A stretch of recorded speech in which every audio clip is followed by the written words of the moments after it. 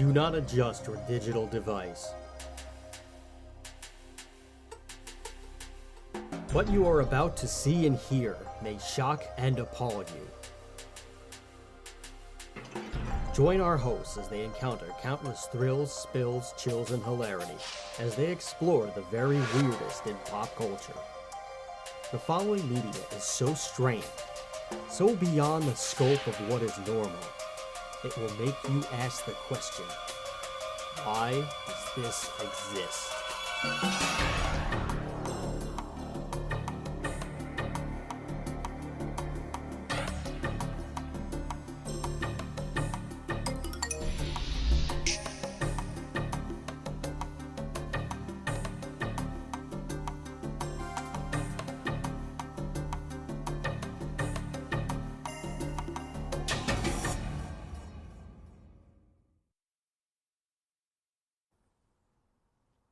Hello, everybody, and welcome to another episode of Why Does This Exist? I'm Chris. And I'm Rob. And today we are joined I'm by... Tom. Yes, Tom, our very special guest, Mr. Tom. Botching the intro. All right. Botch! I'm just so excited to join this ragtag group of rogues here that yes. I jumped the gun a little bit. Yes, a ragtag group of rogues are we, now that we have 3 people on board here. Yeah. Tom will be joining us sporadically, and it will be a lot of fun. Today we are going to be talking about Tiger King, but beforehand I just want to give you guys the usual call to action that I always give you. We are Why Does This Exist? We're a show about the very weirdest in pop culture, and what that means is if there is a TV show, a movie, a toy, and or cleaning product, or whatever it is on the shelf that just does not seem to make any sense from yesteryear or from Tomorrowland, we need to know, and we're going to bring it out to you, and we're going to talk about it, and why this was such a good, bad, and or ugly idea. Now, if you need to listen to us, and you want to tell your friends about it, they can find us on Podbean, Apple Podcasts, Google Podcasts, Spotify, Amazon Music, Audible, Pandora, TuneIn, Alexa, iHeartRadio, Player FM, Listen Notes, and Stitcher. And I think I've got all the bases covered on that.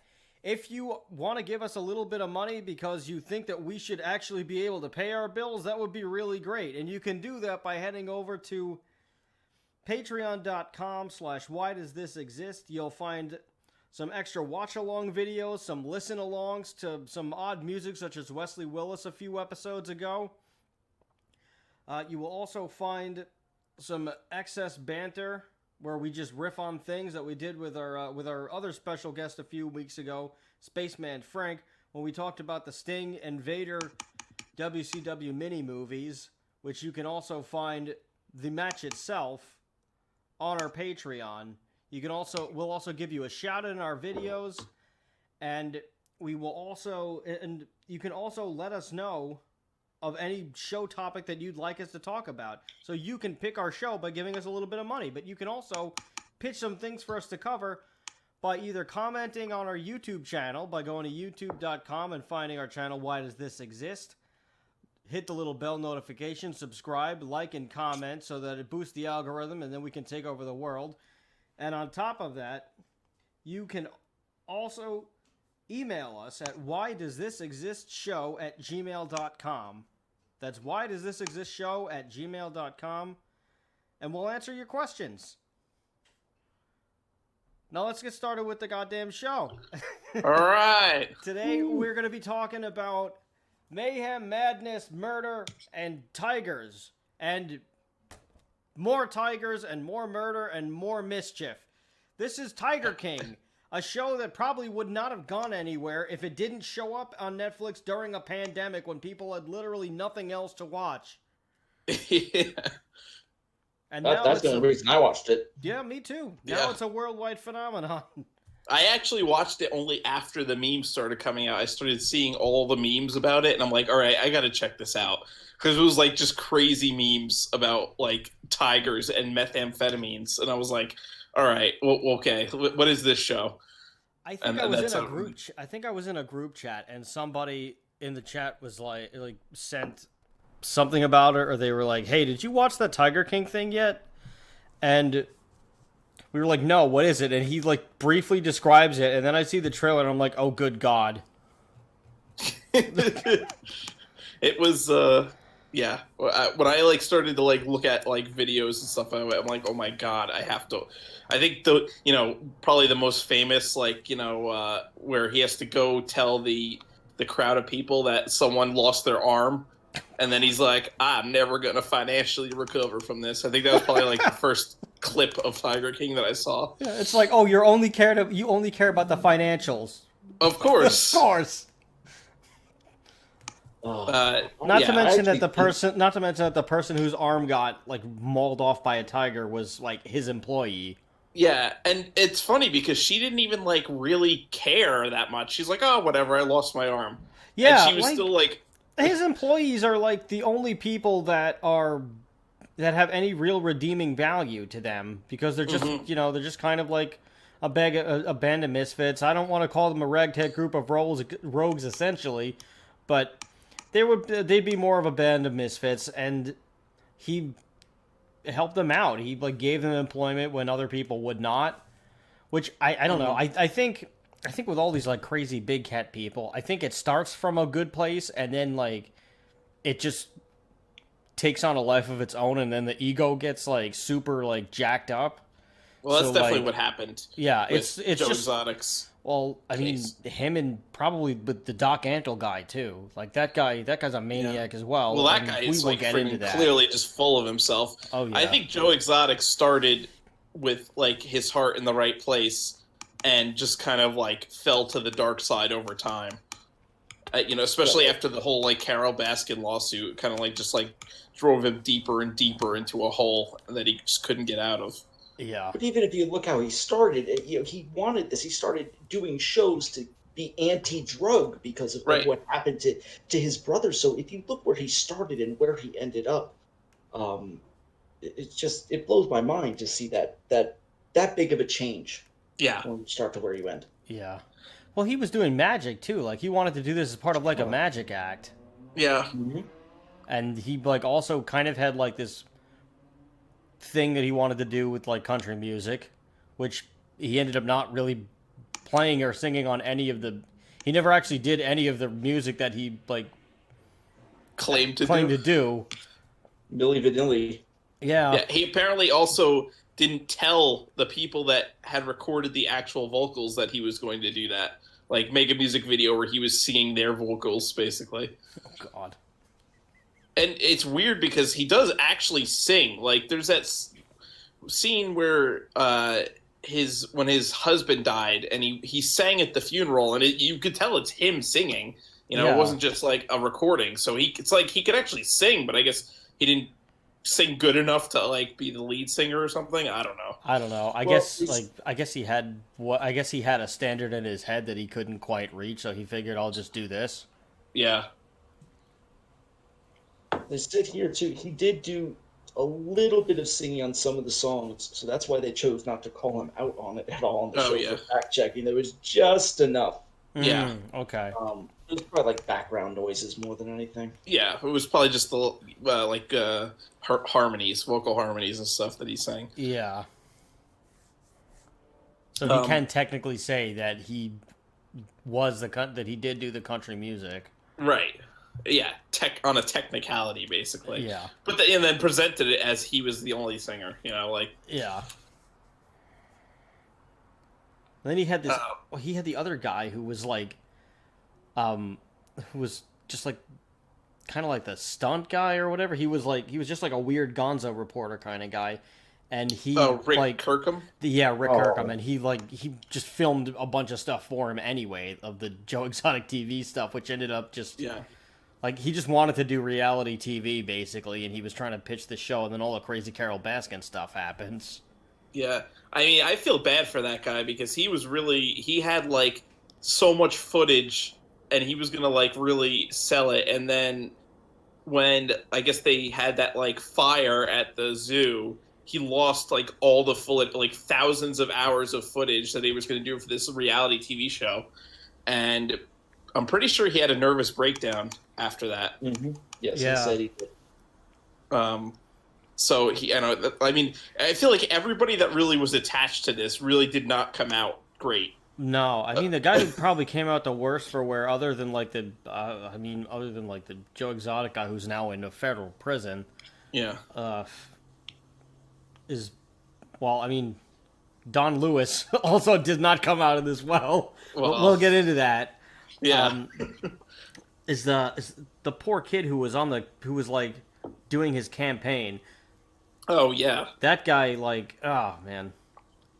Yeah, that guy really kind of like fell down a deep dark hole. I mean, could you blame the guy? He he saw a guy like commit suicide by mistake. Yeah, right before his eyes. Like, ugh. Yeah. And I they say it was a mistake, but like really wasn't there's speculation it wasn't really a mistake. Yeah. That he was just that. It was Joe Exotic's husband. What was his name? Travis. Travis, yeah, Travis. Yeah. The guy was clearly not happy. Well, both of his first two husbands. So Joe Exotic was married to like two guys that ended up actually being straight, and he basically just kind of they don't really get into detail, but he kind of lured them in with like drugs or some kind, or like Meth and Tigers. Yeah, yeah, Meth and Tigers. That sounds like an album. Yeah, Meth and Tigers. That'll be Joe Exotic's comeback album when he gets out of prison. Yeah, good song. Good song. Same Clown Posse is one of the guest artists. What was I saying? Oh, so yeah, clearly he wasn't happy. Again, this is a straight man that's in a relationship with a gay man just because he's addicted to drugs, and the gay guy keeps feeding him drugs. And so I mean, there's a lot of speculation that he did just kill. He actually intended to kill himself, and just kind of made it look like an accident. Obviously he was sleeping with like all the women at the park too. Yeah. Which, well, that was the thing. I think he fathered a child, or his other husband fathered a child with one of the women that worked at the park. Yeah, the John Finley guy who like throughout the whole documentary, he's totally shirtless, and he has these like terrible like meth teeth. Yeah. Apparently he did has get gotten his teeth fixed. Yes, yeah. I was gonna say he got some new chompers, and I read an interview that he was very disappointed that they did not feature that. Yeah, because he had gotten his teeth during the filming of the documentary. So, but yeah, they didn't actually put that in. So he kind of came out looking bad. Yeah, kind of lame. Points to people where they made them look bad, like him always being in the rocking chair, poorly lit, with his teeth missing. Yeah. Or what about that other hitman guy randomly in a bathtub? That was weird. Yeah, that was a strange. All these I think they were trying to sometimes paint them in as bad of a light as they could. I think so. I think in some aspects they definitely were. I mean, to be fair, why would they do an interview like that? But also on top of that, like, why would you let somebody produce you that way? Like, yes, like you got to take like you got to look at it from the other side too. Like, one, like, yes, they're like these guys are jerks for like intentionally filming things a certain way. And then editing them a certain way, like with the purpose of making these people look unredeeming. But on the other side, if you're the guy or gal who's like doing the interview, and it's like someone's like, "Oh, why don't you talk about that time that person tried to make you do a hit on somebody?" And like, why don't you say it in the bathtub? Like, if you don't like think about it and you're just like, yeah, okay, then I mean, you kind of deserve what happens next. Well, yeah, I mean, they knew what they were getting into. Thing. I mean, apparently, some of the people that were featured in the documentary series have come out. Like Carol Baskin specifically has said that the documentary film crew kind of misrepresented themselves. Yeah. About what the documentary was going to be. Which, to be fair, I think they went in not intending it to be what it became. That's what I heard too. I think they just wanted to kind of film this whole people that own private zoos and like it kind of like explode because the people that did own it are like the cartoon characters, like literally, like. I mean, every single one of them is a crazy person. There's not one like normal person. I mean, I guess you really have to be kind of crazy to want to own tigers and like make that your living. You know, but, the weirdest thing was like the one guy who seemed like the most normal was the guy who was like the former drug lord. Yeah, the guy who was like a Colombian drug lord is the guy who was kind of like the most likable character and seemed to be like the most normal out of everybody. I mean, that just goes to show you, like, you know, that's kind of like the theme of this show is like, that's the most normal guy. Well, then Jesus, like the other people must be like really like out of it. Like, even like Carol Baskin, who is, you know, supposed to be like the good guy, I guess, in this case, is a psychopath. And I mean, I don't know about you guys, but I honestly believe that she did kill her husband. Yeah, I'm not going to say no. Yeah, I mean, especially since the documentary has kind of like reinvigorated the like case, and now they're like investigating it again because of like the popularity of the documentary. Like, there's definitely more to that story than what's being told by Carol. Well, I honestly think he wanted to disappear, and he just took his millions off to some island somewhere and disappeared. Had all this paperwork show up like it did. The easiest way for all this to happen is he wanted it out, and he's like, I will give you half if you let me leave and help me get out. And that's my theory, until they find a body. I mean, but if she fed the body to the tigers, then they'll never find it, you know? That's the thing. To me, that was just a wild idea. Like, is a tiger really going to need a whole human body that quickly with all the evidence gone, hair, DNA, everything? No, I mean, you'd have to really you'd have to put in some work to dispose of the body. Yeah, you'd have to dismember it. It wouldn't. I don't think a tiger would eat the whole thing. No, wholly. you can't give it to Even if you like gators, maybe. Yeah, but probably like if there was like a nest of gators, probably. But like a tiger, no. Even several tigers, it would still take a few days, and there would still be scraps left because they're not going to pick everything clean. Oh, and the bones too. They don't, the bones would totally be there. So she would have had to dismember him, and or like dissolve parts of him. Yeah. I don't even know, and then like grind him up. I don't know. There's a lot of incriminating evidence against her because. Oh yeah. You know, she had sold like 3 parcels of land for like just under the amount that needs to be reported to the IRS to one of her like employees, like the handyman that worked at the zoo. And apparently then those pieces of land that she sold to him were worth $100,000 each, but she sold them for like I said, like 9,000 and something. It was just under the amount that you would need to like report to the IRS, basically. Yeah, so that's like a red flag that, you know, something was going on there. Yeah, I mean, I do feel bad for her because she's a victim of rape, and she just had like a really terrible. She had a terrible upbringing, and like this guy made it seem like he was going to save her, and he just turned into, you know, exactly what she was running from. Yeah. So, like, I'm not so like, you know, there's a lot of mental health issues at play here as well. Yeah. So definitely. I do feel bad for her that, like, you know, she's getting dragged into all of this, but at the same time, like, there's a lot of evidence that says that she did kill her husband. Yeah. I mean, I think everybody that was, except for Jeff Lowe. Jeff Lowe's just a straight up douchebag and has no redeeming qualities. No, that guy's an asshole. I think for the most part, like, even like Joe Exotic, like, even though he's done abhorrent things and you know obviously deserves to be in jail, like he was kind of a little bit of a sympathetic character, like, because you could tell that he really kind of started out with good intentions and then, like I said before, just kind of like went down this path into like darkness.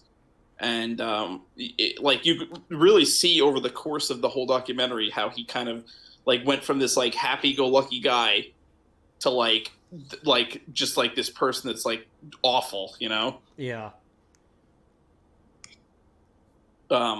But I would say Doc Antle's kind of like scummy too. I don't think he has really that many redeeming qualities. Doc Antle is terrifying. Yeah, he's like a friggin' like Charlie Manson level like cultist, basically. He's a Bond villain come to life without the world domination. Yeah, the way he rides in on that elephant, that is totally a world domination entrance. Oh yeah. Yes. Yeah. But it's creepy the way he like has like, you know, he gets these young girls to like work at his zoo and then marries them all. And it's like, it's creepy. And then they had the one girl that was like, you know, kind of escaped from the life talking. And it's like, when you hear what her story was, it's like, wow, like he really like is running a cult pretty much. Oh yeah. He did a number on her. Yeah. It's, you know, and on top of that, like he's putting down the tigers after they get too big. Oh yeah. Like she was saying that just tigers would just disappear, or like animals would disappear, and like, you know, they had the suspicion that that he was killing the tigers, and the guy has like such a huge property, and like all these women are living in squalor, beautiful women too, but he like I guess they're all like from like broken homes, and like they're like runaways and they're looking for refuge, so he just lures them in, you know, with like, oh hey, I have tigers, you know, or I have animals, or come be free with all the animals. And like he like christened himself as Bhagva, right? Yes. Which is Lord. Yes. Yeah, that's the thing. All these big animal collectors, they're predators, just like the animals they're collecting. To prey upon them, and it's even Joe Exotic says it at one point that him and Doc Antle are kind of two sides of the same coin, where one is, you know, for lack of a better term, one is more affluent and one is a little more trailer park. You know, he kind of described it that way, but they're both predators who have their prey that they go after, and one is young girls and the other is young boys. But and I guess there's this allure of tigers that these people like can lure people like impressionable youth in with. I guess I don't know. I don't think I would ever, you know, do some of the things that they did just to like for tigers. But I guess I'm also not addicted to meth, so that kind of helps, you know. Yeah, you would think. Yeah. With all the stimulus coming in now, we can actually, you know, get some tigers. We can get some meth, and we can put a video up. That's true. And show the nice people out there, you know, a Mythbuster style experiment. If this will actually happen. Methbusters. Here we go. Yeah, Methbusters. On this episode of Methbusters. It's just people. What if that was like a real show? If like it just was Methbusters. It was just like people just they get really high on meth and they try to like debunk mysteries. And the whole like. How long would an episode go before they get off a tangent? Like, I feel like you could have like some big Vegas stakes on how long they go before they just abandon it altogether. Yeah. I feel like some people would win a house and some people would lose a house on that.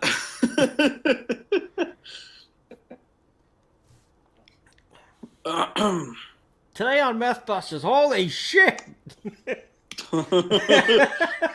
It would probably have to take place in Florida also, because let's face it, that's like a Florida man show.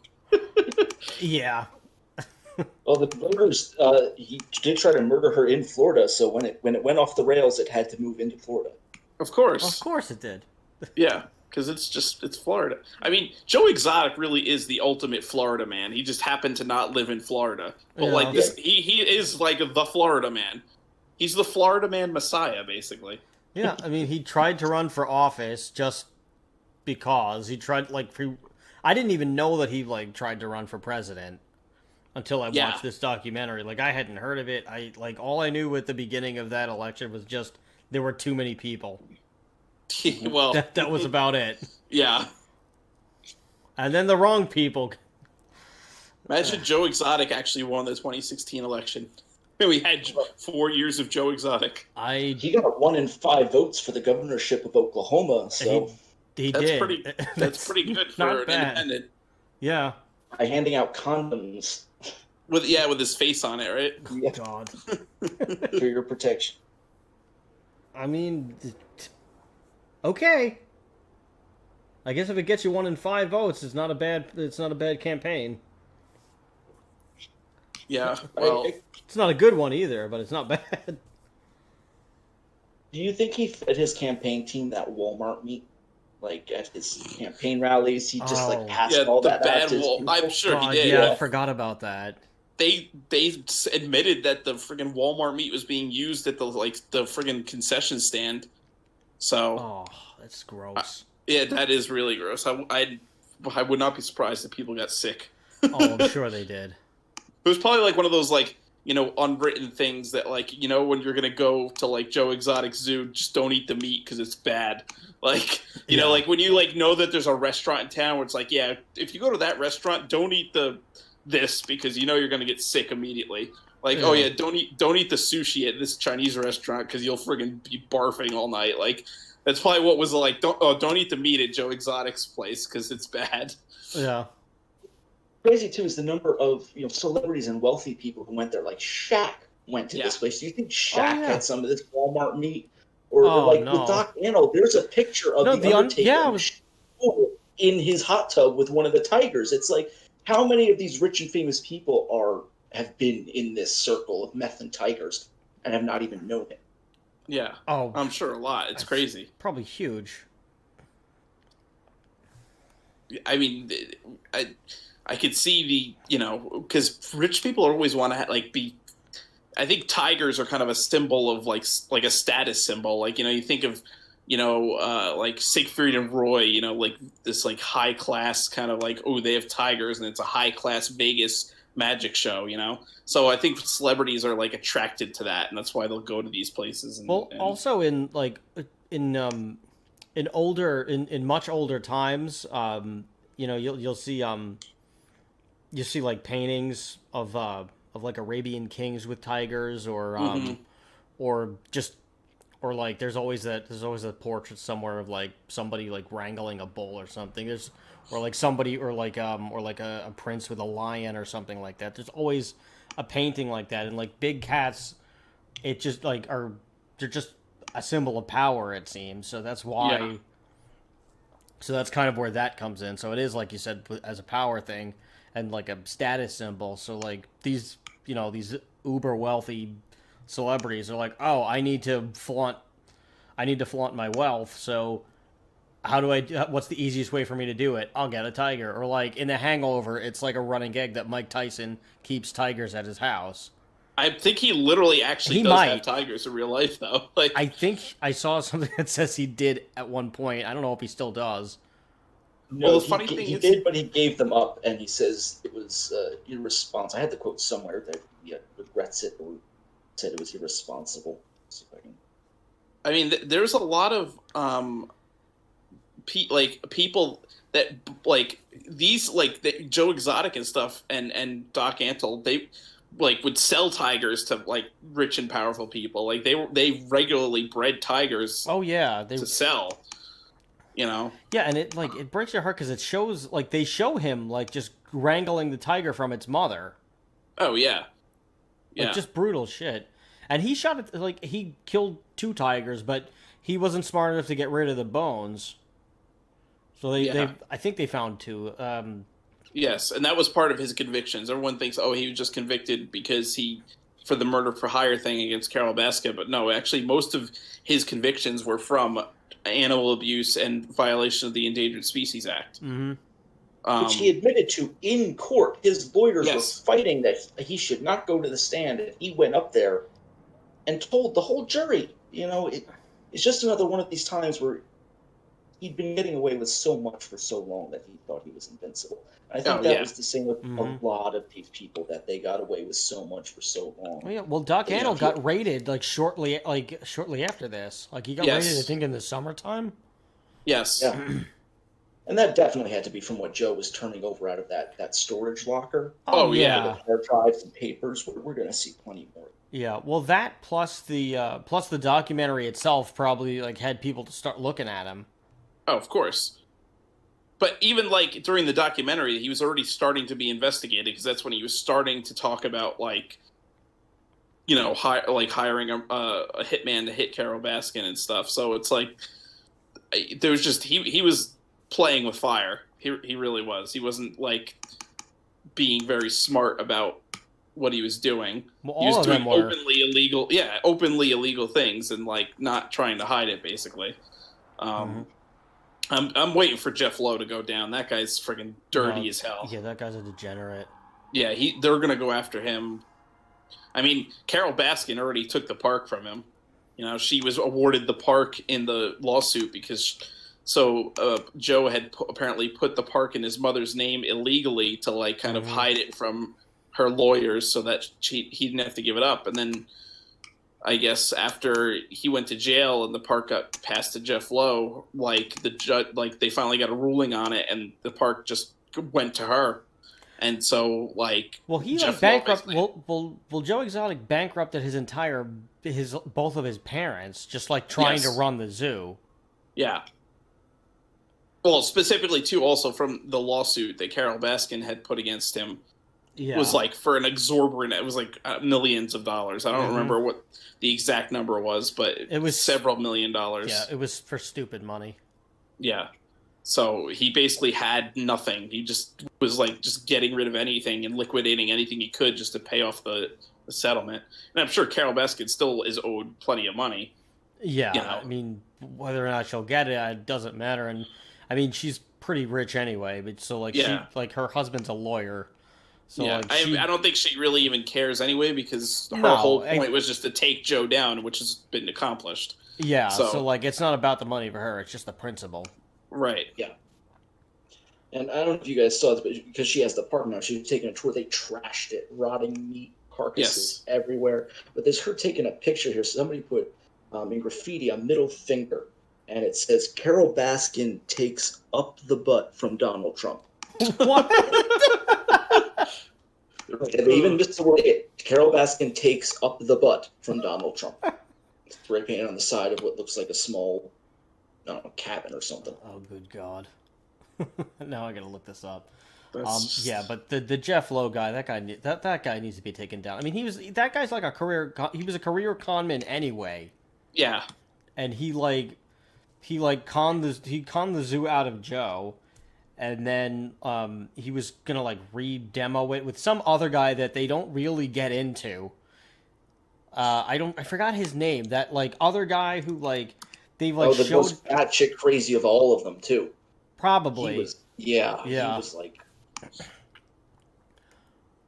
Oh, the guy who they wanted that Joe wanted to hire to kill Carol Baskin, the guy in the bathtub? No, not the bathtub guy. There was another big cat / big animal person that like had his own like little like zoo thing going on, or his own like big properties, but he like he wasn't really that involved in the show. They've just like they showed him here and there, and he was going into business with Jeff Lowe to like do the big thing, and like he found out that Jeff Lowe was conning him. Yes. Yeah, I remember that now, that guy. I don't know who he is, but I would like to see more of him when they do the second season, because like that guy was definitely off his rocker. Didn't he shoot something on camera, or he like just brandished a gun? Joe Exotic brandished a gun and shot several things on camera. Oh yeah. Yeah, there was a lot of that. Shooting Carol Baskin. Blowing up his watch because Carol wanted it. Just a little crazy. Tim Stark was his name. Tim Stark is that. There we go.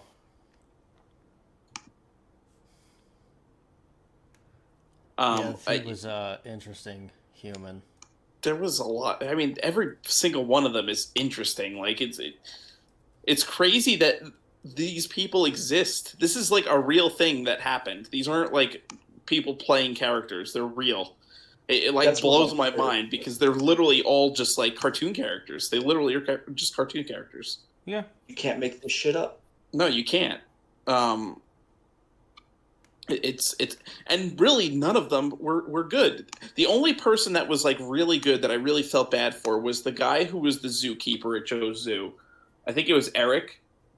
That guy seemed to really, really care about the animals, and he was just like there to like because he loved the animals so much, and it really I think killed him when Joe was like shooting the tigers and stuff like that. I think that really hurt him a lot. Yeah, because he really. I mean, the guy like lost his feet, right? No, well, there's Or that his guy. legs. That guy was That that guy. guy. That That guy guy was seemed cool legitimately too. upset too. Yeah. Like him, I felt bad for. Though, No, I was, but yeah, I felt bad for bad for like Joe Exotic's employees yeah, because like yeah, they kind because of they just like really, got taken for a ride, but they seemed like they were like good people at heart. yeah. Um, Eric was the guy that had the sunglasses and the long hair. That was. Oh yeah, yeah, But yeah, the guy with no legs, he was like a really sympathetic character too, because again, he was just trying to make a living and wasn't really like wasn't a crazy person like Joe was, and wasn't like a douche like Jeff Lowe was. yeah. He was just a guy who had a bad hand. Oh, okay. So like anyway, we haven't quite described all of these people. So Jeff, so Jeff Lowe is like he's a career con man guy who's like a big like Vegas high roller guy. He like pretends he has money and he like just keeps frauding people to just rob Peter to pay Paul basically to keep up his lifestyle. And his one of his things is him and his much younger wife who like is they're in like a swinging kind of situation which it seems like she's not as into it as he is, but she's like, Yeah. whatever, this is the life I'm in. Hmm. And like so like his thing is he likes to bring like tiger cubs to Las Vegas and like just seduce couples into like big orgy stuff. Yeah. Because like he'll like take a tiger cub and he'll just like bring it into his hotel room. He'll lock it in a freaking suitcase and then he'll like just take it open when it's like time to play. Essentially, it's like the super gross, creepy stuff. He also, I would like to point out, the guy's like probably like 50 years old, and he dresses like he's like a 50 high school kid. 53. Yeah, He's wearing and like he dresses like affliction he, and shit. yeah, a douchebag high school kid from like 2004. Like, Yeah, the bandana, the hat, and the jacket everywhere he goes. I think the part of the reason he hasn't been caught yet, though, is because was his wife's name, Lauren. Yeah. Watching him in the series, they'll question him, and he'll finally get questioned into a corner where he's about to crack, and she laughs and bats her eyelashes and goes, "You're being silly. Do you think that could actually happen?" And she's like the perfect shield to deflect, Yeah. away Yeah. from it. She's the reason he's so dangerous. It's them as a couple. Mm-hmm. That, Yeah, because I don't think he's smart enough to get away with it on his own either. No. I think she's cunning enough as well, where like she can cover for him. I think you got a Well, point yes. there. also the fact that he's such a, he's been a con man for so long, he can really talk himself out of anything. Mm-hmm. So I think that really kind of helps him in that regard too. Yeah. But this guy doesn't really have any money or anything like that. He walks around as if he has a big checkbook. He like drives a Ferrari that,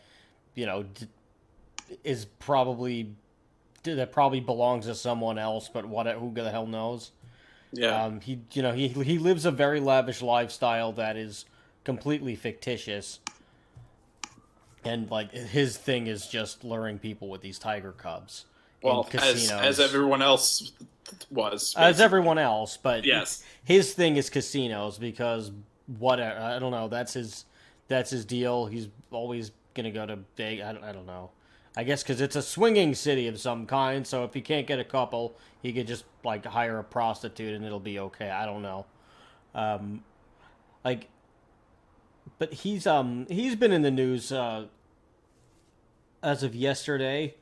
I got the article up here. So like Jeff Lowe, he suffered a stroke at an Oklahoma casino, and he thinks that somebody like poisoned him because his wife apparently, like according to his wife, he like somebody came. Well, actually, you know what, Tom, you explained the story better than I did before, so why don't you take care? They were taking some selfies with people because even a year later, people are coming up to you in a casino, and even though you're the scuzziest couple on the show, people want to take their picture with you. So anyway, that's happening. This other person comes up to them and says, "Hey, I know you guys. You guys like these drinks." And Lauren and Jeff claim that they don't know who this person is. So anyway, he buys them drinks. Later that night, Jeff starts acting all out of it, has a stroke. She thinks the drink's poison because she took a small sip of it and started feeling off. So that's their suspicion, is this man that claimed to know them, but they didn't know who he was, may have poisoned the drink. I mean, I don't know. I don't know if somebody actually would, but also he's conned so many people that it could be somebody from 20 years ago, or it could be somebody who knew somebody. An organized crime, someone who's connected that he conned. I mean, I don't dwell in the underground, so I don't know what shenanigans you can get up to down there, but I imagine this is one of those things.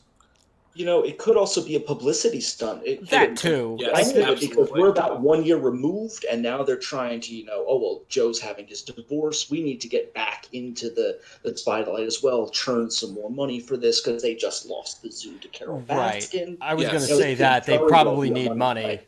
It's probably like a trailer park version of the Royals right now. They need money, so all this here we go. Yeah. Let's get all the publicity we can so that we can just keep up this lie. I would especially say because according to Yahoo News, they have not found anything in his blood or urine tests for common drugs.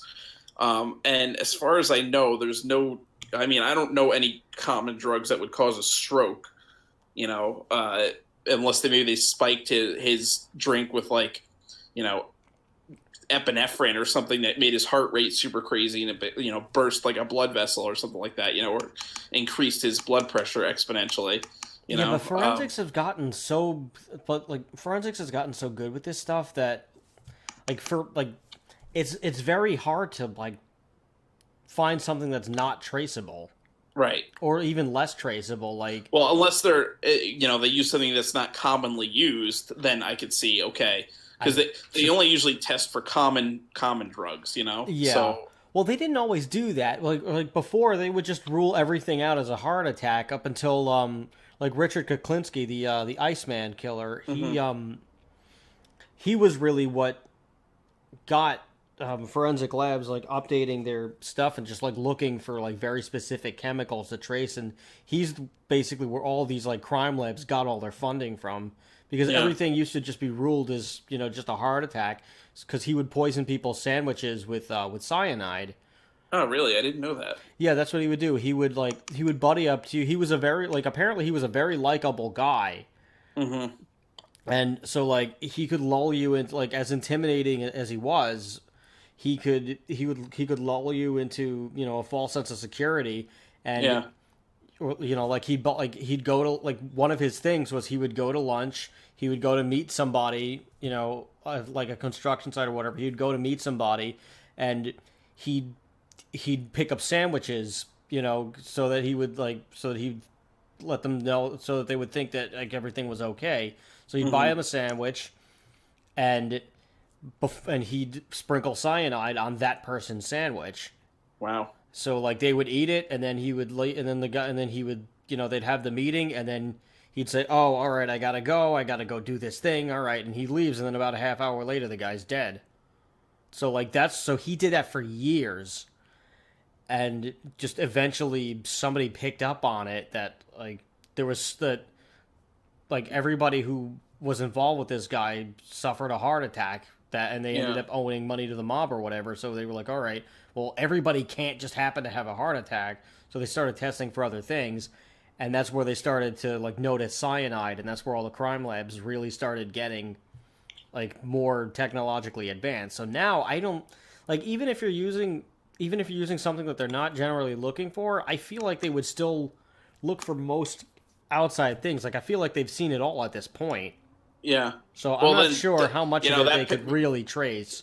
Lends more credence to the fact that it could be just a publicity stunt, Yeah. If they're just making shit up. Yeah, that wouldn't surprise me at all. Also, I think they have a kid or something. Yes, they do.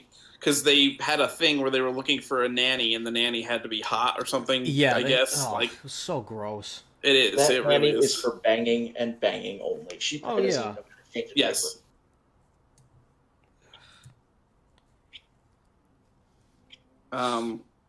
So we also, there's Jeff Lowe. We also, we really didn't talk about Carol Baskin, and she is kind of, again, she's another one that's like,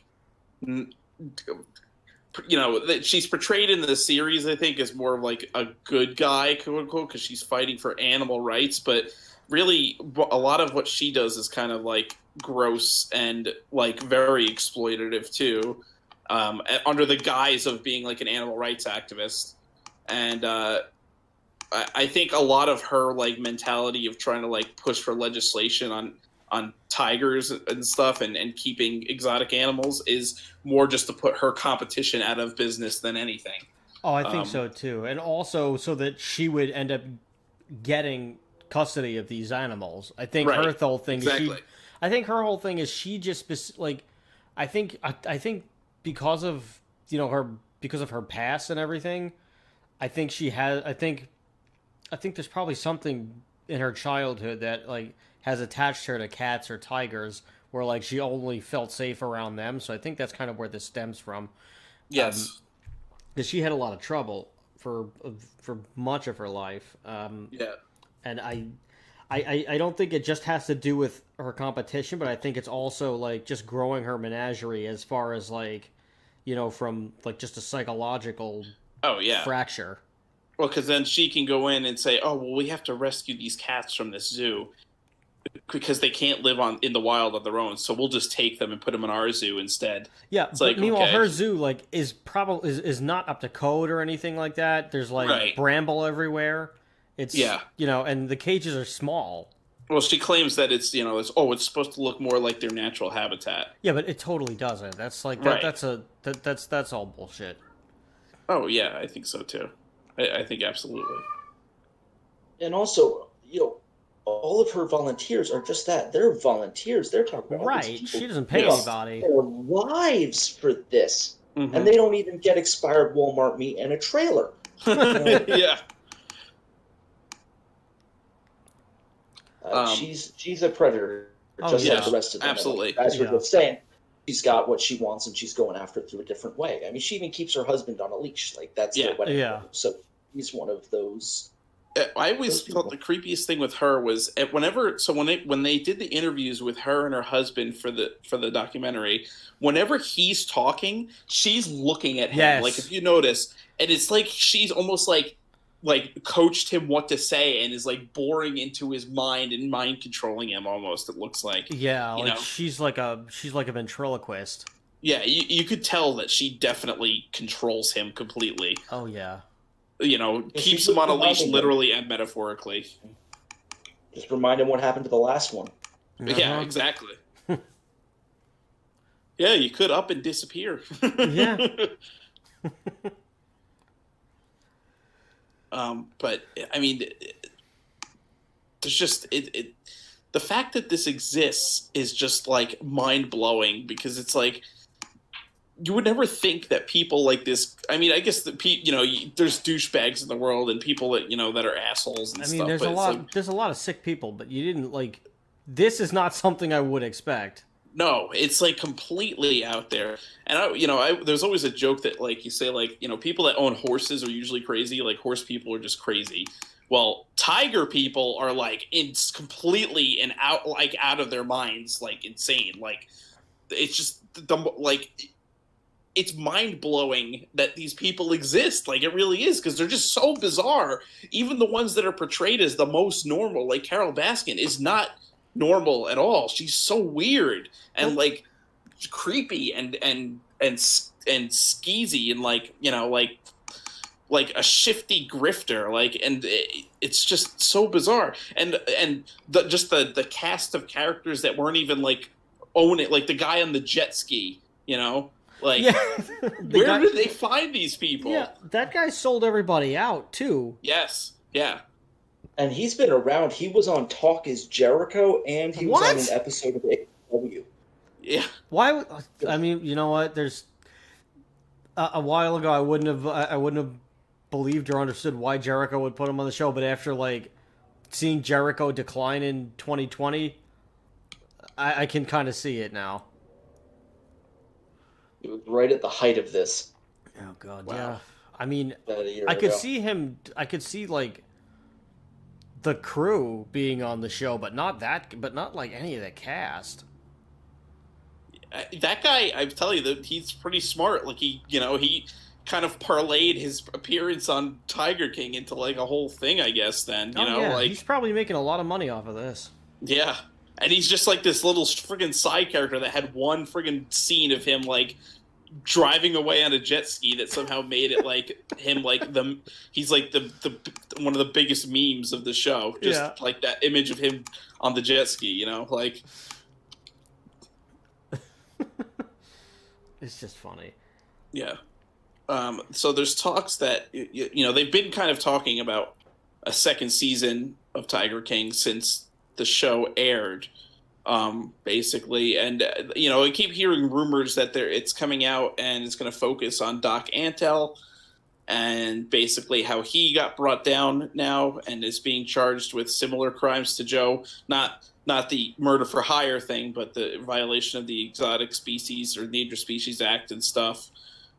So it'll be interesting to see if that actually does come to fruition, and we get to see what happens to Joe and Jeff Lowe and all the other people as they all get brought down one by one, and Joe's friggin' trying to like appeal to Trump to get out of jail and stuff. So I would hope that would be in it too. I would hope so too. I was going to mention that, like, from jail, he was trying to appeal to Trump for like a pardon, and like he had like his campaign people like waiting outside the prison, expecting that like this would happen. He had a limo and a hairdresser lined up for him when he got out of prison. He was so sure that Trump was going to pardon him. I don't see why you would think that, but his ego was massive from this thing. But you would think even in prison that like his ego would end up diminishing and he'd be humbled, but this clearly was not the case, because every second that he got, he like tweeted a bunch of crazy shit. I mean, it's pretty clear that he goes beyond just having a big ego. He's clearly like a narcissist. Yeah. That like just he thinks that he's the best thing ever, and so like I could see why he thought he was going to get pardoned, because he thinks he's the most important person in the world. Yeah. Well, I mean, interesting that his husband, who he had married right before going to jail, has now divorced him. Also, right after his husband killed himself. Yeah, I think 2 months later or 3 months later. Yeah, 2 months later. Yeah, that's a big red flag. Well, also, this guy was the only husband that actually was gay, it seemed. Yeah. I think, I'm pretty sure he's the only husband that actually was gay. Yes, because Travis and the other one, John, they were both there for the drugs. Yes, exactly. Which, again, I saw also today that Dylan, they're not getting divorced. As of yesterday, they were getting divorced. And as of today, they announced they're going to stick together. But I don't think that's going to last very long. Yeah, I can't see it either. Time now. Yeah, I mean, the age difference is just so vast. Like, the age difference is vast. Like, also, the fact that Joe is going to be most likely in prison for the next, 15 to 20 years. Yeah. Double his life almost. He's going to have to live an entire lifetime, essentially. Yes. Married to a man in jail. Yeah. Yeah. And with the pandemic right now, they haven't even been able to visit each other because Joe's been... he's high risk, I believe. I was seeing he's been kept, quarantined and separate. A lot of the things he's had to write to the judge have been handwritten on paper because he can't be in communal settings. So I'm sure it's been very rough for him. Oh yeah. Well, I mean, if he didn't crack before, he's definitely cracked now. Well, I mean, I haven't heard any I know, he obviously was calling from jail for the interviews for the documentary, but I don't know if he's done any since the documentary.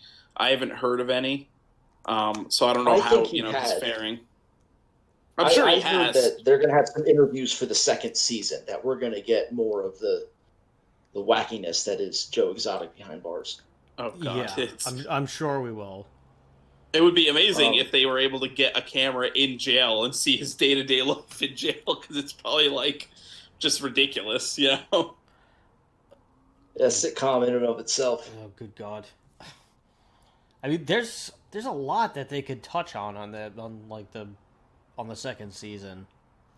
But I mean, this thing was just perfect timing, this show, for it to come out. Like, I honestly think that if it just came out during like a normal year, that maybe it would have eventually gotten some traction, but I don't think it would have been at the height that this has reached. I don't think this would be like getting like super like national attention. No, I mean, the pandemic, the fact that this came out, and I think that was planned. I'm sure they saw it's like, oh crap, like everyone's gonna be locked down and has to stay home for the next 2 weeks. Let's put it out, and that's what they did. Yeah. And they would just, they got really lucky with it, and it blew up. Yeah, well, this actually released on my birthday last year. Oh, really? Yeah. Everything. Birthday. Well, yeah.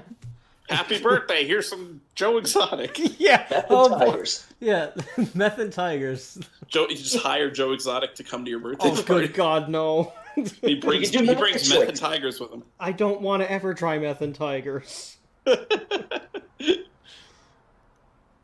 I'm allergic to cats. That would not work with me at all. My apartment's just not big enough to handle a tiger.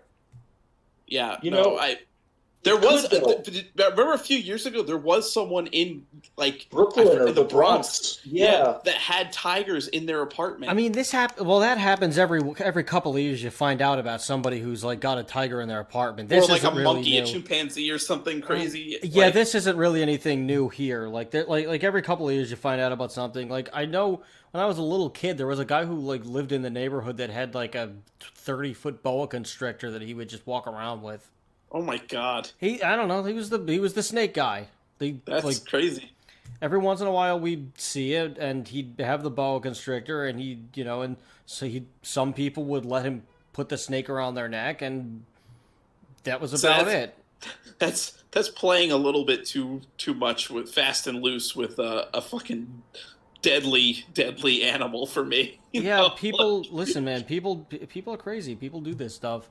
I remember like maybe 10 years ago, there was like some guy in Queens who like got his apartment raided, and he had like a fully grown white tiger just on the couch, and he was like like the guy was living in the projects or something. I think I remember that. Yeah. It was like, how do you fit that into your apartment in the projects of all places? How do you feed that thing? Who do you feed that thing? Yeah. What does it shit everywhere? Like, does it go in a litter box? How does it work? Like, how do you have the money to maintain that thing? Yeah. Well, I found an article here. There was one in Harlem. The tiger's name was Ming. It says in 2001, this 31-year-old construction worker brought an 8-week-old cub to his Harlem housing project. Oh, good God. Then it started consuming 20 pounds of chicken thighs a day. Well, yeah. And was soon a 425-pound tiger. Oh, my God. Well, and the there you picture go. at the top here is NYPD officer rappelling down the side of a building with a tranq gun as the tiger lunges at the window. Oh, yeah, I'm looking at God. that exact picture. Jeez. Imagine being that cop. Like, you come into work that day not knowing, hoping you're going to have a good day, a nice quiet day, and you have to literally rappel down the side of a building with a tranquilizer gun to try to tranquilize a tiger through a window. Like, it's like that scene at the end of The Naked Gun, like in real life, when like the animals escape from the zoo and they like maul Robert Goulet. I don't think I've ever actually seen The Naked Gun. Oh, are you freaking kidding me? Those are the greatest. I know. The third one's probably like the worst one of the three, but it's still hilarious. I mean, I think I've seen parts of it. I haven't seen the whole movie straight through. It's so funny. It was probably when I was like 8 or something. I was like young when I saw them. Yeah, there's something like, I mean, to this day, like every once in a while, I'll just I'll just point at something, and I'll like, if somebody's not sure of who somebody is, I'll nudge the person next to me. I'll just say, it's Enrico Palazzo. Whether or not they know who I'm talking about, I don't care. But that movie, those movies are like, they're kind of surreal because O.J. Simpson is there. Oh yeah.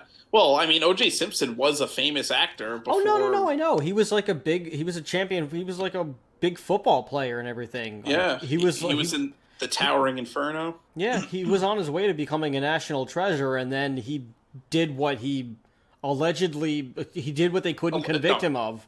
It's very obvious. Oh yeah, it's very obvious. Allegedly, he definitely did it. It was just there was too many botches with the investigation, and the defense lawyers were able to latch onto that. Oh yeah, Johnny Cochran was pretty much a genius. Yeah, Jackie Childs. Yeah. No, well, I know that. I'm sticking to what the ruling was, but obviously he did this. Yeah, like, I mean, and he lost in the civil suit, so he. Oh yeah, no. He, like, without a shadow of a doubt, this guy murdered his wife, and like Yeah. he put out the book In Prison If I Did It, which was like a hypothetical confession where like he basically just like said sorry, not sorry. Yeah. But of course, it had to be like, it had to be in hypothetical terms, where it had to like toe the line between fantasy and reality. But like it was very obvious as to what it was. Oh yeah. And then he went to real jail for like tax evasion or something. No, it was for robbing a dude. He like broke into a hotel room and that's right, and robbed some dude. I'm pretty sure he was armed too. And I find it hilarious that he literally beat a murder rap that would have sent him to prison for life, and only to like have to go to jail anyway for some completely unrelated crime because he was an idiot. Just so dumb. He could have literally parlayed his life and like into like just telling us his story, and probably made money off it. But instead, he went to rob some guy of some like merchandise. Like, what a dumbass! Like, I mean, and now he's out. It's crazy. Like, freaking O.J. Simpson is once again a free man, and he has a Twitter account. Like, what reality are we living in? That'll be Joe Exotic in 20 years. We'll be sitting here like, what's he doing now? And he'll probably go back for something even lamer. He'll probably try to run for president again. Well, I mean, he's like almost 60 now, so he'll be at least 75 when he gets out. Well, right. Well, assuming that he has good behavior and all that, and gets out early. Let me see. I think he's in for 22 years. Oh wow. I think was his sentence. Let's see. Yeah, he ain't getting out alive. No. Well, he might get out alive. You never know. He'll be old. Out in 10. Yeah, that's what I said. He'll probably be out good behavior 10 to 15 years. Assuming that he doesn't get pardoned, which apparently now, as of like 2021, he's hired new attorneys. Plan to file a motion for a new trial. Oh, good God. So, out of which I can't imagine that any judge would like allow, because I mean, he admitted in court to the crimes that he was accused of.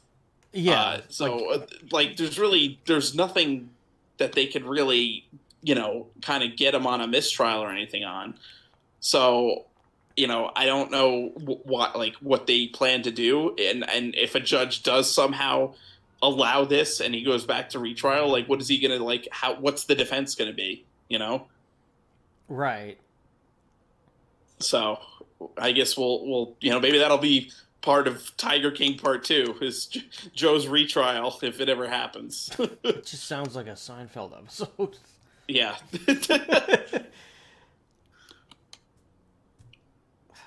I just don't.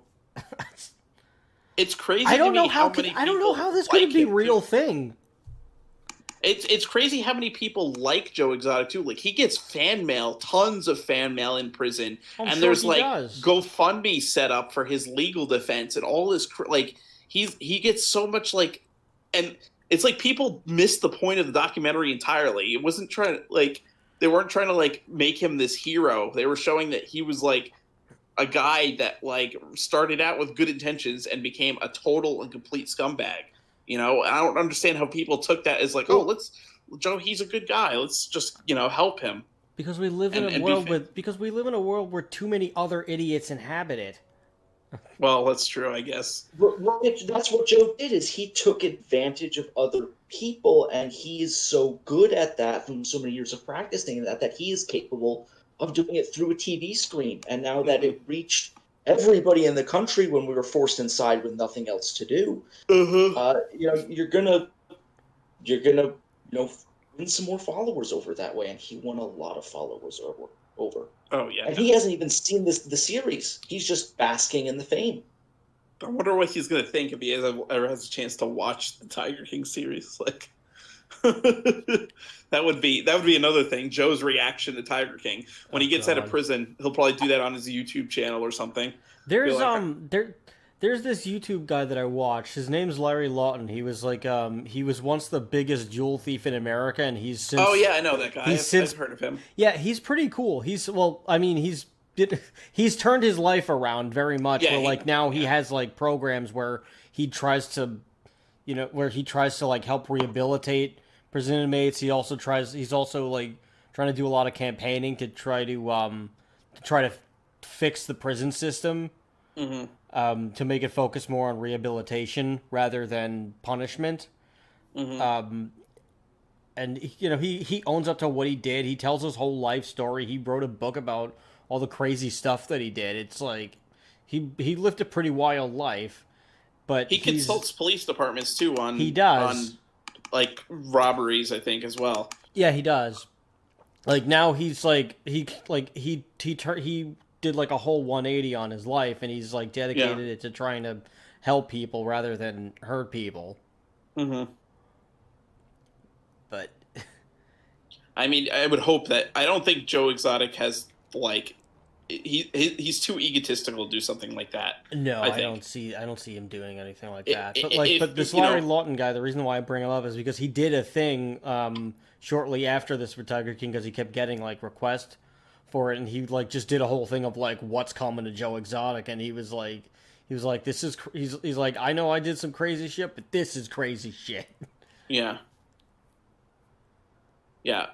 I mean, I could imagine Joe Exotic trying, when he does get out of prison, trying to do something like, like a YouTube show where he tries to like be like a motivational speaker, except like, again, he's so egotistical. He'll probably always like say, "Oh, well, I never did anything wrong in my life. I was framed, and completely miss the point of being like a motivational speaker and trying to turn your life around." Mm-hmm. Yeah, he will make money doing that. People will pay to show up and gab about whatever. Mm-hmm. Oh yeah, listen, it's going to be a little disgusting how successful he's going to be after. Honestly, if I wouldn't be surprised if he's like trying to set up like if like people are requesting that he like gets a cameo. Yeah. I could absolutely see people like begging this guy to do cameos for whatever reason. I have no idea. Like the cameo, like the video service where you like do, or like cameos in movies. No, like the video service platform. Yeah. He could probably charge $9.95 like the Undertaker and still sell out. I'm sure he would. No, honestly, people will probably buy it because they're freaking. Yeah. Oh, yeah. People they're crazy buy stuff about from it. Listen, people buy stuff from like people buy weird shit all the time. Yeah. I've bought weird shit. He is a walking endorsement. Like he could endorse chicken nuggets with those beautiful golden nuggets. How he described his testicles. Like this man is a walking spokesperson, but he just poisoned that with his past crimes. Yeah. Well, I mean, he's just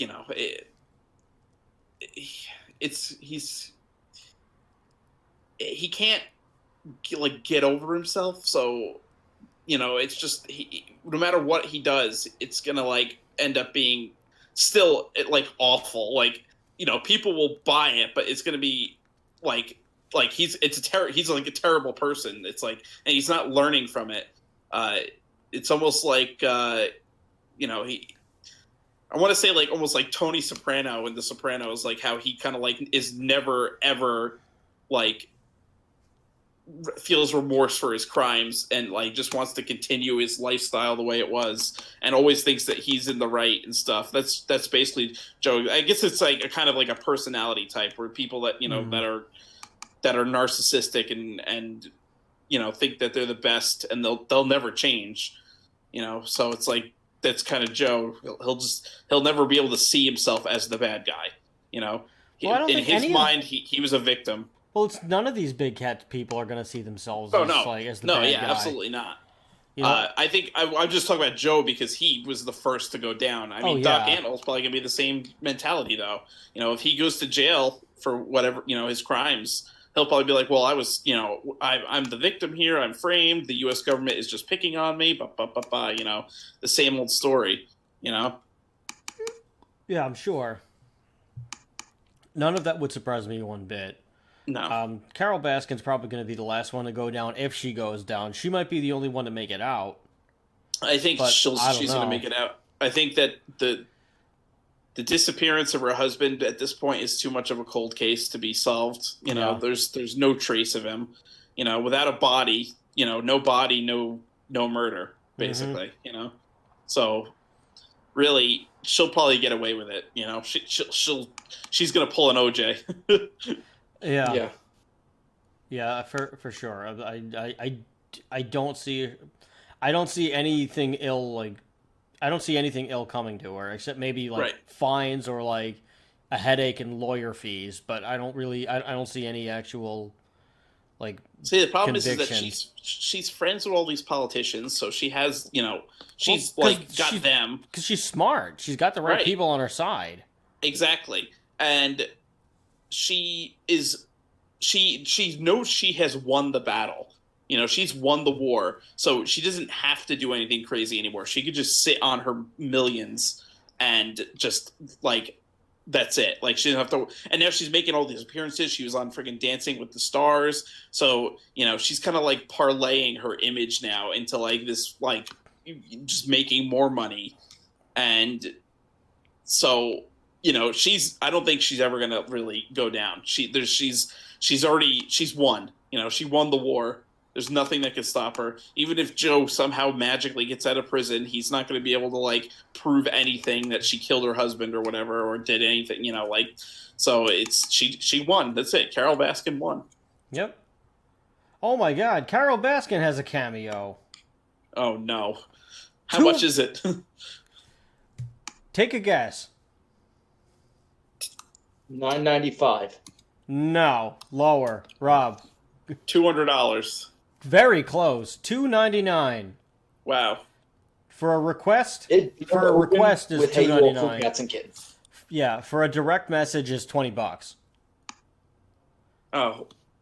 So I don't really know how Cameo works. I think a request is like they do a public statement and shout out to you or something. I guess that would be it. Or you tell them what you're and you give them notes on what you want them to say and then they'll do it. And I think the direct message is just that. It's just hi all you cool cats and kittens. I'm Carol Baskin and blah blah blah. Thank you for this cameo. Have a great day. Where the request is whatever it is. Sting has a cameo. It's $500. Sting for a request. Yeah. Like the wrestler Sting. Oh, okay. Oh, wait. Can we watch some of these cameos? I don't think so because I think they're personalized. Yeah, you have to buy them to watch unless someone uploaded theirs to YouTube or something. They give you sample ones actually. Oh yeah, there is the Sting one. It's so weird that so is George Lopez. They make him look like he has a mohawk in this drawing. Hey, Alfonso Ribeiro, Carlton. Yeah. And Kareem Abdul-Jabbar is $500. I don't know. I wonder if you can request Alfonso Ribeiro do the Carlton dance. Oh, I'm sure. I'm sure you can. You know what? For that. Yeah. Yeah. Alfonso Ribeiro is about $250. Let me see. Yeah. Oh, okay. It's only request, so he probably does the damn Carlton dance. Yeah, probably. They have the entire cast of Game of Thrones, Disney people, The Office. There's a Tiger King category. Oh my God, no. John Reinke, that's the guy with no legs, I think. Tim Stark has one. James Garrettson, that's the jet ski guy. He's only $49. Oh, the girl is $50. I'm surprised the jet ski. I love how his picture is the jet ski guy. Is the jet ski picture. Then we have Oh, Tim Stark. That's the other guy Yeah. we were talking about before. Yeah, Doc And they have Antle's Saf. on there. What? Saf is only $50. Yeah. Why is Doc Antle's wife on here? I got probably because I don't know. Because Ma- she's the queen of the jungle, according to her profile. That's what it says? No. Yep. Oh my Queen god, of the no jungle, it does. Animal Mama. Oh, this is Oh, too God. much.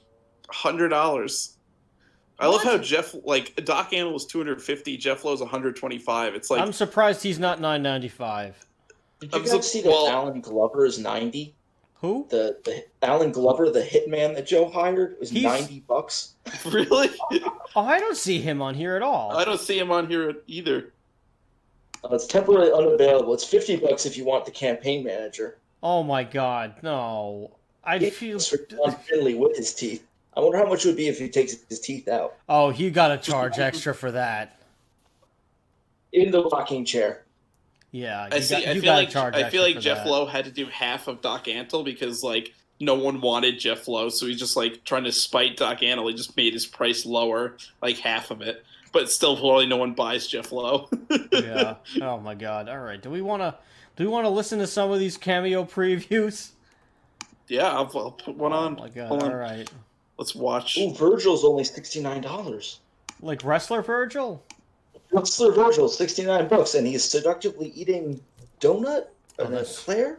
Wait, what is this? That guy was in one of the subway stations a few years ago, just like selling 8x10s of himself. Oh my god, that's sad. That's like the wrestler level of sad. Yeah, this was a few years ago. He was I think he was not the Bryant Park one. I think he was in Grand Central. Yeah, he was in Grand Central Terminal, and he was like selling interviews if somebody wanted to do it that just happened to like be like have a wrestling website or something.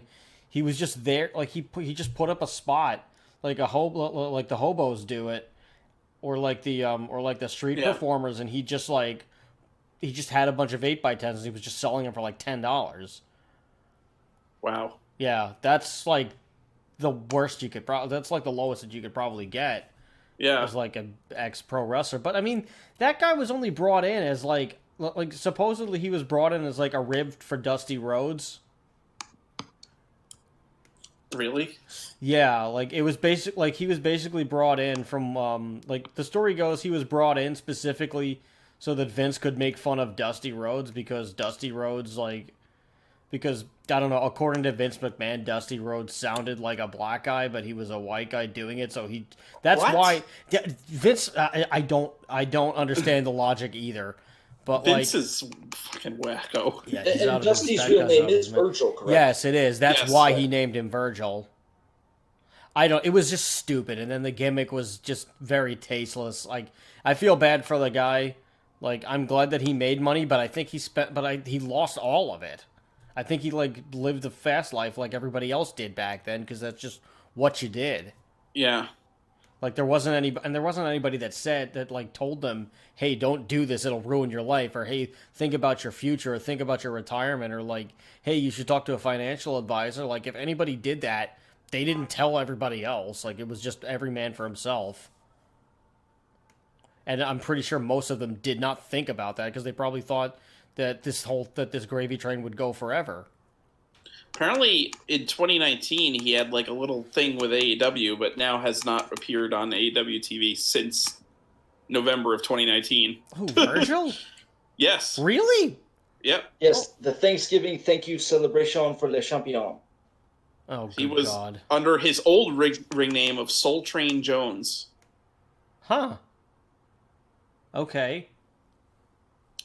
But yeah, he has not been on since November of 2019. So, wow. That's almost 2 years now. Jesus, I can't. He tricked Tony Khan too. All right, let's get which one of these cameos do we want to load up from Tiger King? I can't believe they have a whole category for this. Do we want to start with Carol Baskin, or do we want to ease into the creep? Let's start with Carol Baskin. That's a good start. All right. Hold on, let me go to your. Are you gonna stream it? Oh, I didn't know if you wanted me to like share my screen or if we were sharing. We your can. screen. It doesn't matter. Whatever you want to do. We can just watch them. Yeah. All right. Let me do this. Let me do this. Go live. All right. Can you guys see my stuff? Yeah, I'm gonna watch stream. All right. Yes, I can see it. All right. Let's take the porn down. Tom, can you see it? I'm trying to get in. You just hover over it, watch the search stream. this thing, and watch stream, and then it'll come up. Now, technology's amazing. Yes. All right. Oh God. And do we? All right. I guess they're all birthdays. It seems. Yeah. Oh, Like... she's got a 5-star rating. Oh God. Everybody has a 5-star. Yeah, she probably had a paid. 5-star rating. She's probably paid to have a 5-star rating. Look, she paid people off. Give me 5 stars on Cameo. Honestly, she might. Yeah. Or I'll put you under the septic tank next to my husband. All right, Tom, are we good? Can you see? Yes. Okay. Yep. Oh God, here we go. Hey, all you cool cats and kittens. Oh, God. It's Carol Baskin from Big Cat Rescue. Elizabeth, I want to join your sister in wishing you a happy, happy birthday. Oh, happy birthday. And Elizabeth and Catherine, thank you so much for being such big fans of Big Cat Rescue. And that handsome, What is up with her eyeballs? heart-pounding Yeah, that was an O-face. Manny Jaguar. Oh, my Katniss. Isn't he amazing? He's such an My amazing Katniss? cat. My Katniss? Looks, I don't have you guys know. ever been here in person? He looks like those spots were just painted on him. He looks like he was made out of porcelain. His fur is just so sleek, and those spots are just so beautiful. Catherine asked me to tell you a little known fact about Manny, and I'm not sure that there are any because he is so talked about. Everybody loves him, so everybody knows his story. They Oh my know where God, he's she from. just They know keeps he loves going to on make and his on. clothes in his room. Yeah, some of these people They go know on a that he is tangent. Really, like, Well, I guess you get your money's worth out. I guess- Paying Yeah, $120. We only Yeah, I mean, have I a guess very you limited do. number of people Yeah. who are allowed to do operant conditioning with him or to feed him because he's so dangerous. Why would you even do that then? He's just like so. And she, like, plays it off like Come it's right not a through the big wire, deal. So you got to Yeah. really watch out for that. And Well, she would know as a because she result, put it's friggin', only our you know, most highly trained put keepers sardine that are oil on her allowed to husband's work around clothes him. so that the tigers ate him. But you know, one thing that I don't know if a lot of people know is that most of the photos that you see in National Geographic are Manny, and the way you can tell is from his tail. So I was told that his mother had bitten off the I end don't of think his that's tail true. when he was first born. And if you look in all of the pictures of you know, anytime you see a picture of a jaguar, look at the tail. If it's not that really long and then curled up at the end, Oh my tail, God. if it's like cut a little bit short of the whole length of the tail, it's probably Manny. And that's how you can tell him from most other jaguars. I haven't seen any other jaguars or known of any other She's just- jaguars where the mothers did that. We I gotta feel do like some she's rambling about her research on it. jaguar. Yeah, I feel like she's But, making this up. Yeah, it's Yeah. something. Like maybe unique about National him that you can Geographic tell photographed who he him is once. whenever you see pictures of him anywhere, if his tail is in the picture. Stay cool, cats, and thank you again for being such big cat fans. Love that. Mwah. Oh God. Oh. I mean, at least the message was sweet. Yeah. That ending face is boring into my soul right now. Yeah, let me change this. Looks All like right. she's gonna try to suck your soul out through your eyes. She looks like a deadite. Tis a deadite. She looks like a Cenobite. Oh, all right, be nice. Oh. All right. Who we got? What do we want to go? Who do we Let's want look next? at Let's look at Jet Ski Guy. Let's see Let's what get his jet ski guy. is. All right, Yeah. James Garretson on a jettison. All right, let's look at $50 I tell bucks. you though, if Jet he- Ski King from Netflix. Tiger King.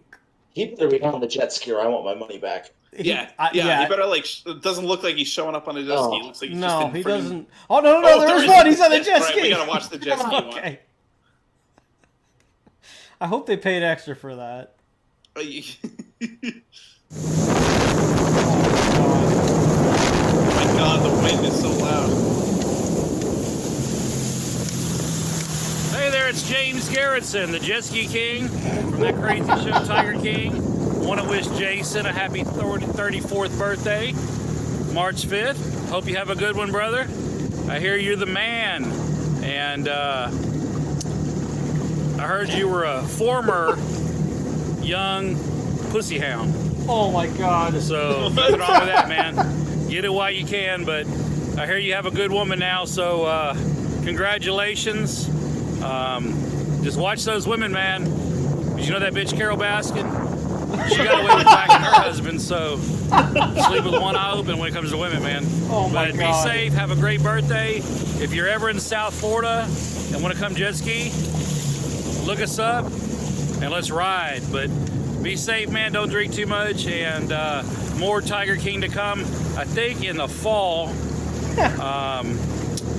we got a lot more of this train wreck to air here pretty soon. So be safe, man, and have a wonderful day. He actually looks kind of normal with a beard and normal hair. He doesn't look like a friggin' freaky person. Yeah. So that's Funny. interesting. That was funny that he just called out Carol Baskin. Yeah. Well, and there you go. The Very inappropriate. Second season of Tiger King coming in fall. Apparently, there was also a documentary on Investigation Discovery that focused on Carol Baskin's husband. Wow. It was I forget what it was called, something like Tiger King or like Joe Exotic Murder Mystery, or I don't forget what it was, but I actually was interested in looking that up. I haven't seen it on anything yet, but I think that would be pretty interesting to watch. Yeah. Was that done after or before this one? It was done, I believe, after Tiger King came out, because they kind of played off the popularity of Tiger King. Yeah. Again, it was on Investigation Discovery, so it's not as high production value as Tiger King, I would imagine. Although I mean, they have some pretty good shows on Investigation Discovery, but who knows? Yeah. All right. Do we want to keep going down the cameo line, or do we want to do maybe one or two? Let's just do one or two more. All right. Actually, do we want to just get all the big cat people, or do we want to get Doc Annell's wife, or one of the other Tiger King trainers? I would say let's do Doc Annell and let's do Jeff Lowe. I'm curious about morbidly Jeff curious to see what Jeff is going to be. Yeah. Yeah. All right. Let's get Tim Stark in there too, because right. he's a weird guy. All right. So we'll do those three. Yeah, the big three. Yeah. All right. This is Tim Stark. What the hell is going on? I don't know. There's people walking up the street. They're yelling about something. I don't know. Oh God! I don't know. It's gonna be a shootout in about 5 minutes right outside your apartment. No, that doesn't happen here. But they're probably wasted somewhere. There's quite a few drunks at the midnight hour. Yeah. Just occasionally. Well, all right. Tim the Stark. city never sleeps. Yep. Tim Stark, $100. Direct message is $2.99. Oh, and he doesn't have any samples. He has nothing. He has no samples. All right, so he probably maybe no one's bought him. He only has one review. Yeah, so I guess maybe he only did one. Maybe. And it was terrible. Probably. You can make 4 interest-free payments of $25 if you want. Yeah. That's what I want to do. Have an installment plan for a friggin' cameo. Oh my God, dude! He spelled Netflix wrong. Wow. Netflix. FLICKX. That's CKS. That's pretty bad. Yeah. He's gonna roast someone Tim Stark style. What does that mean? Well, we'll never know because we can't watch any of his samples. Okay, all right. Well, Tim, he's out of the picture. All right. He's dead to me. He's dead to me.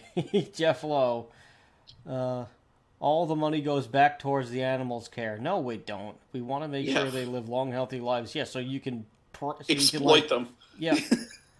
All right, his wife's in these too. Of course. Yeah. All right. Of course, they're partners in crime. Yeah. What the hell is this? The Jungle Bus? Oh God, this is probably their other gross sex thing.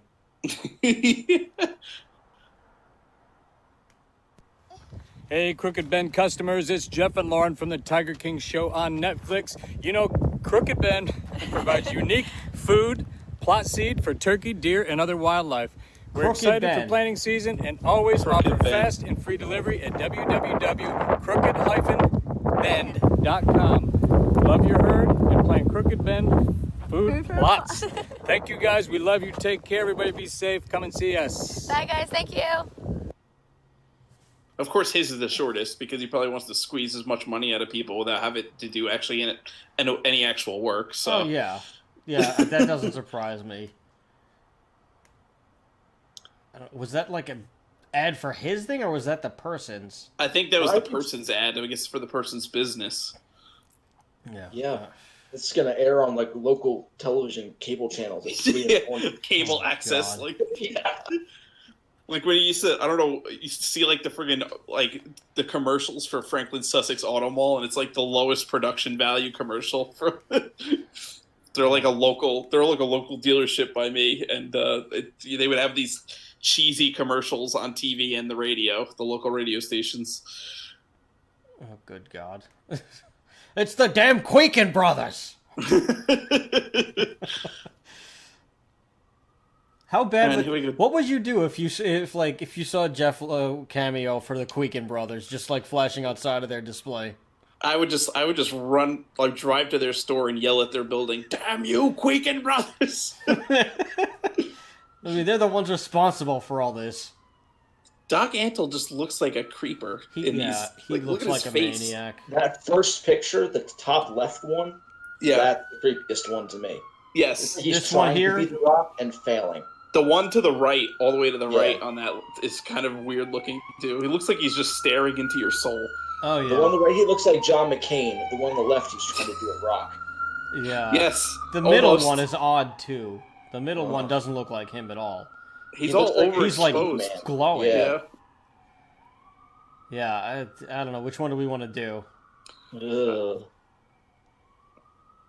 Let's do the one that's on the top where he's trying to do the rock eyebrow, the top left.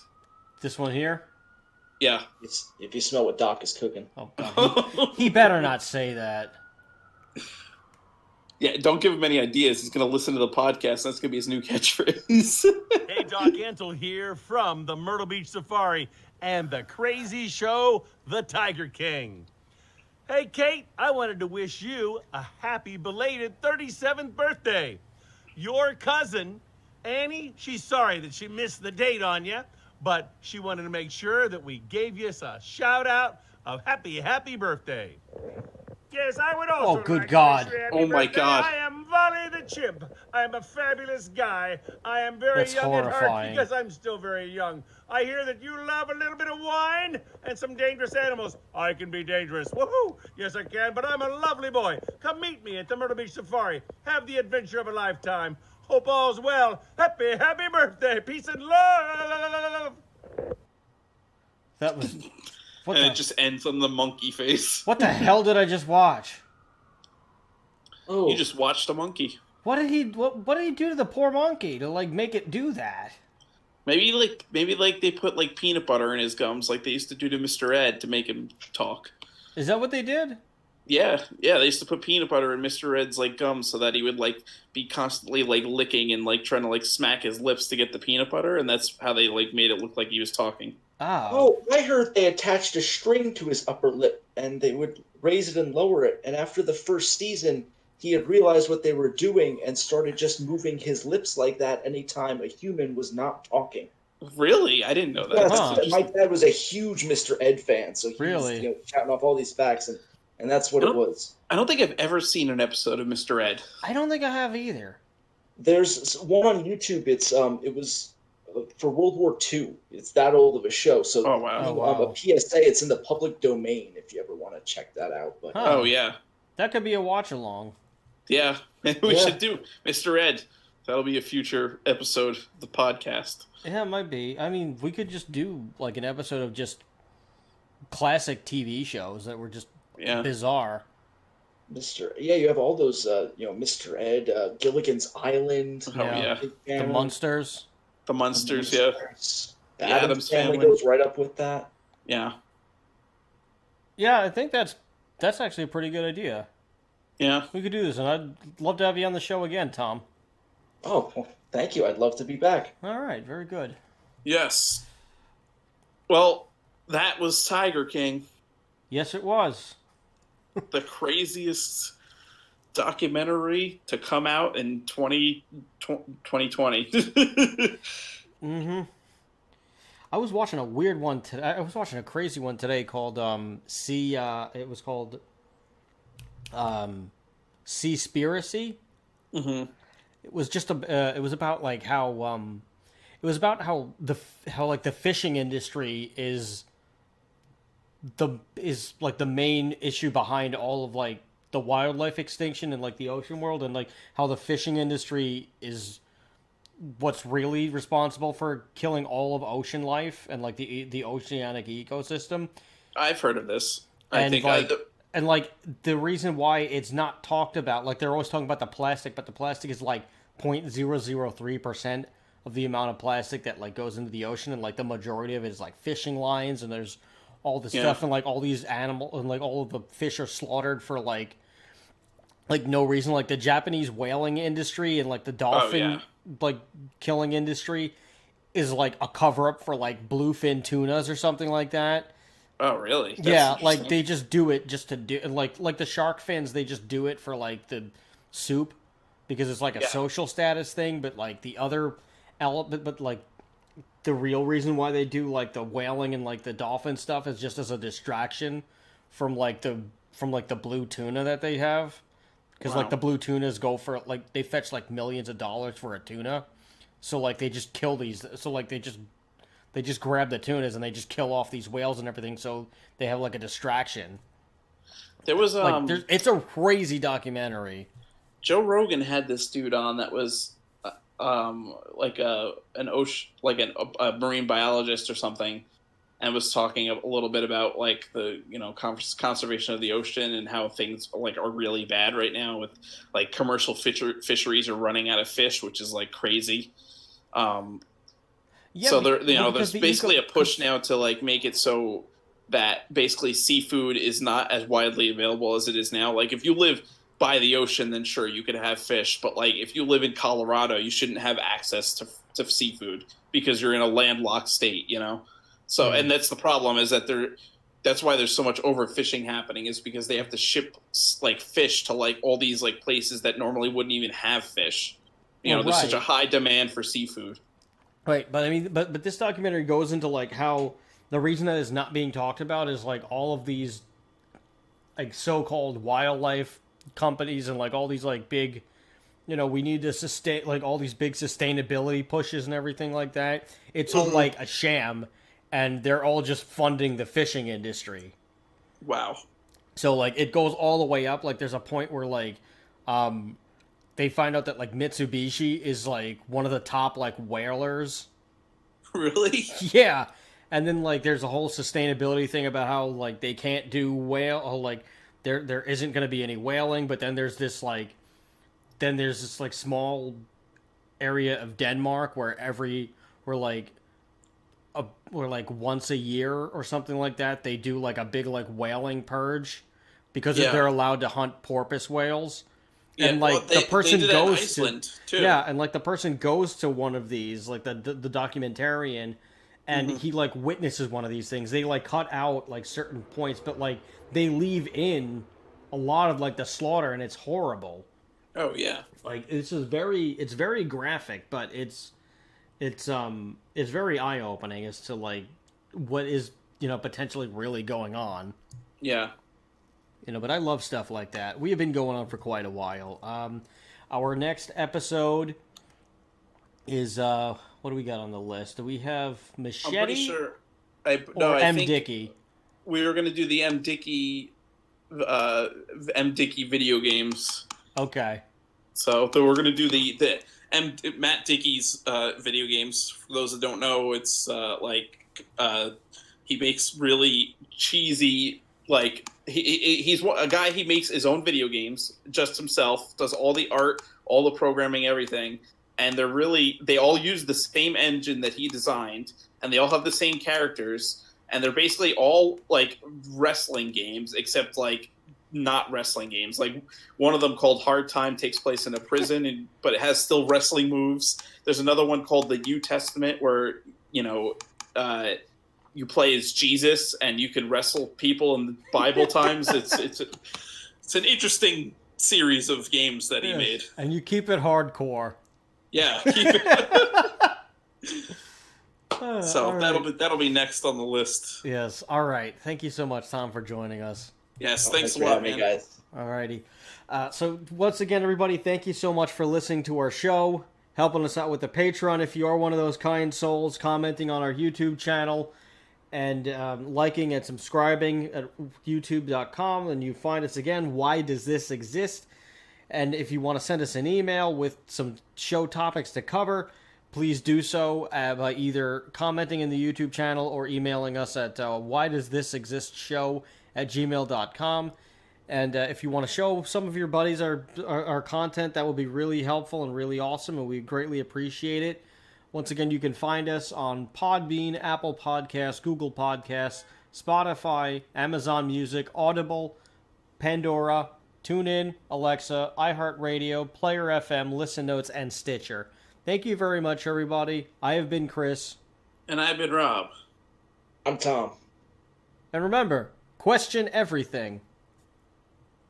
See ya.